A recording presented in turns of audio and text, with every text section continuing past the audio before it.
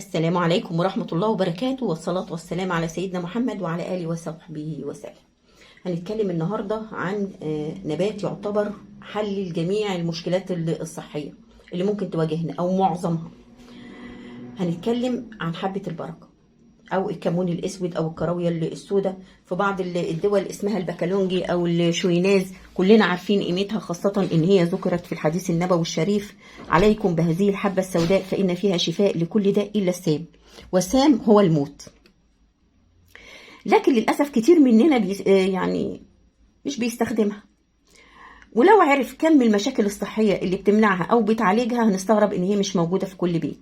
ده حتى إحنا ممكن نكتفي بها في بيوتنا، خاصة اليومين دول كلنا محتاجين ان احنا نرفع مناعتنا. حبة البركة غنية بمركبات زي النيجلون والصيموكينون واحماض ودهون غير مشبعة، ليها خصائص علاجية يعني عظيمة.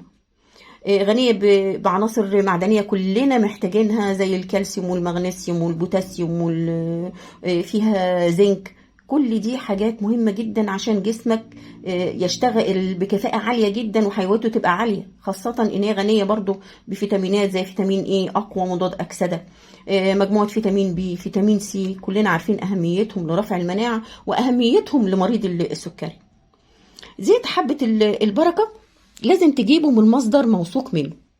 انا جايباه من المركز القومي للبحوث، في الحقيقة حاجات جودتها عالية جدا جدا. أنا جبت منه مجموعة زيوت كلها ممتازة من المركز القومي للبحوث، حاجات يعني عالية الجودة. لو انت مريض سكر، زيت حبة البركة معلقة يوميا بينشط خلايا بيتا اللي بتصنع الأنسولين، يعني ضروري جدا معلقة صغيرة يوميا قبل ما تنام.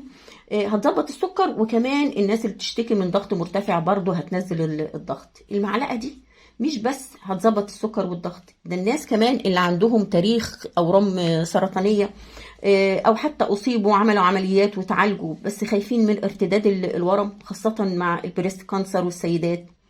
مادة الصيموكينون اللي هي موجودة في زيت حبة البركة تعمل ابوبتوزيس، يعني بتخلي الخلايا السرطانيه تنتحر، تقضي على نفسها بنفسها. في ابحاث اتعملت على تاثيره على سرطان الدم الليمفاوي، بيقلل من احتماليه بقاء الاصابه بالسرطان. الاليه بتاعته ان هو بيثبط عمل الهرمونات اللي بتسبب السرطان.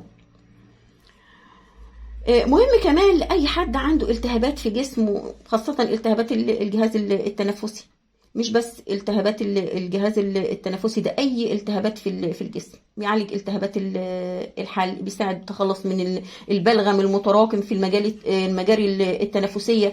كمان علاج فعال التهابات المفاصل يعني، وتأثيره يبدو ان هو في شبه من تأثير الكركم اللي موجود في الكركمين اللي موجود في الكركم، مضاد التهاب قوي جدا جدا. لو اخدت الحبة الصبح مع الزبادي بتبقى علاج ممتاز للانتفاخات والغازات. المعلقة دي مهمة جدا كمان لالتهابات الجيوب الأنفية، ممتاز جدا جدا لالتهابات الجيوب الأنفية، وأي أوجاع زي الصداع، ألم الأسنان، برضو المعلقة دي بتخفف من الألم. كمان بتبقى مضرة للبول. أنا كنت بديه لبنتي وهي عمرها سنة تقريبا، علاج للإمساك، ممتاز جدا جدا.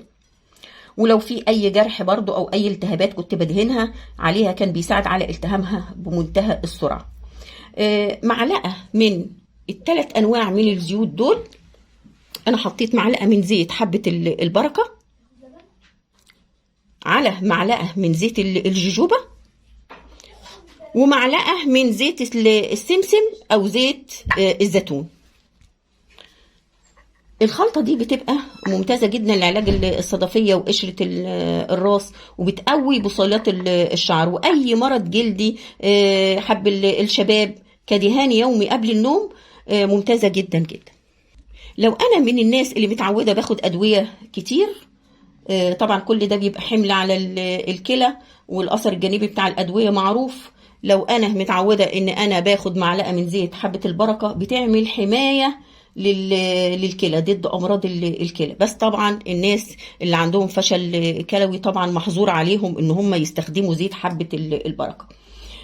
لكن الناس العاديه اللي هم مش مرضى بالكلى يقدر ياخد زيت حبه البركه يوميا، هتعمل حمايه من العناصر التقيله زي الرصاص والزئبق والكادميوم، والناس اللي بتطبخ في اواني الومنيوم كل ده بيبقى مضر. الناس اللي بتاخد مضادات حيويه كتير، مسكنات كتير، لو خدت معاه معلقه من زيت حبه البركه بيحمي الكلى من الاثر الجانبي بتاع الادويه.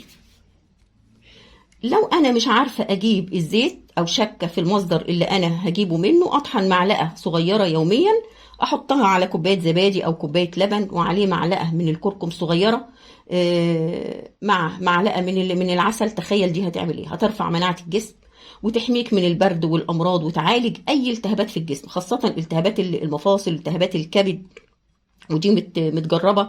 لو احنا اديناها لاولادنا يعني هتساعدهم على التركيز والفهم والحفظ، لان هي مضاد اكسده قوي جدا. وللكبار هتاخر الشيخوخه وتمنع الزهايمر وتاخر كل علامات الشيب.